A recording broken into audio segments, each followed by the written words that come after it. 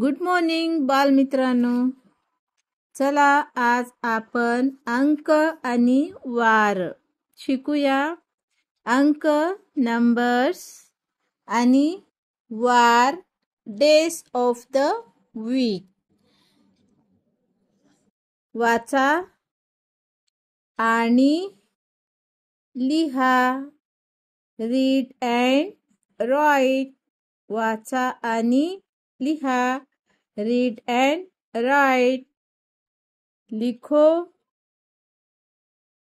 लिखो और पढ़ो, पढ़ो और लिखो. नंबर्स. आज हम आपको सिखाने वाले हैं मराठी अक्षर में नंबर्स. तो चलिए. एक, एक. दोन, दोन. तीन, तीन. चार, चार. पाच, पाच. सहा, सहा. सात, सात. आठ, आठ. नऊ, नऊ.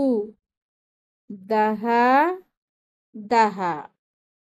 तर बालमित्रांनो, इथे दिले आहे 1, 2, 3, 4, 5, 6, 7, 8, 9 आणि हे 10. तर बालमित्रांनो, आपण इथे लिहायचं 1, 1, 1, 1. 2, 2, 2, 2. 3, 3, 3, 3. 4, 4. इथे लिहा 4, 4 अक्षरी इथे लिहा 4. 5 अंकात इथे लिहा 5. अक्षरात लिहा इथे 5.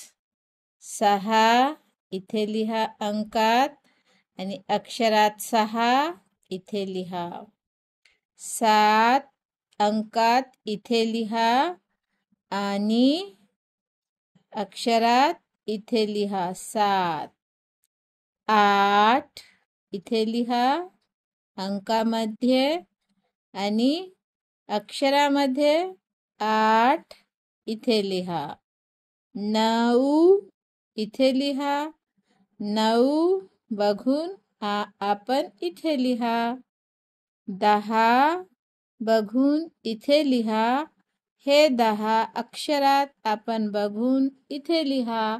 आणि विद्यार्थी मित्रांनो, याला तोंडपाठ करा. चला पुढे जाऊया.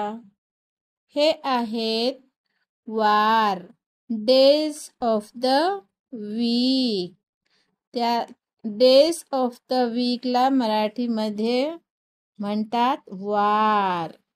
रिकाम्या चौकोनात वारांच्या क्रमाप्रमाणे योग्य क्रमांक लिहा.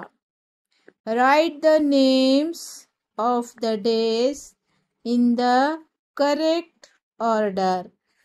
बालमित्रांनो, हे इकडे तिकडे वारांचे नाव इकडे तिकडे दिलेले आहे. आपण त्याला क्रमांक द्यायचे. तर सर्वप्रथम कोणाला नाव देऊया? रविवार 1, संडे 1, सोमवार 2, मंडे 2 आणि मंगळवार ट्यूसडे 3, मंगळवार 3. त्यानंतर येतो है बुधवार 4, वेडनेसडे 4. बुधवार नंतर येतो है गुरुवार, गुरुवार 5, थर्सडे 5. थर्सडे नंतर शुक्रवार येतो, शुक्रवार 6, फ्रायडे 6. त्यानंतर शनिवार येतो 7, सॅटरडे 7. तर मुलांनो, अशा रीतीने आपण इथे नंबर द्यायचे आहेत बरं का. ते क्रम लावून आपण त्याला नंबर द्या. रविवार, सोमवार, मंगळवार, बुधवार, गुरुवार, शुक्रवार आणि शनिवार. चला पुढे आपण क्रमांक दिला विद्यार्थी मित्रांनो.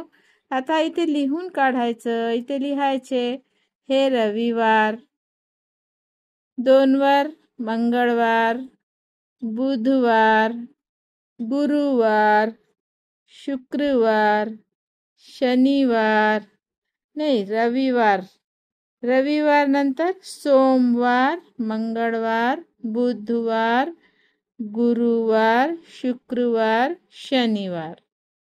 याप्रमाणे आपण रविवारच्या नंतर येतोय सोमवार असे लिहून काढायचं. रविवार नंतर काय येतो? सोमवार, सोमवार नंतर मंगळवार, मंगळवार नंतर बुधवार, बुधवार नंतर गुरुवार, गुरुवार नंतर शुक्रवार, शुक्रवार नंतर शनिवार.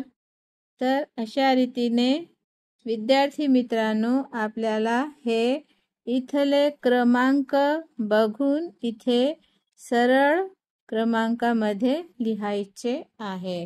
तर हे आपण आपल्या वहीत लिहा आणि पुस्तकामध्ये पण लिहून काढा आणि याला पाठ करा.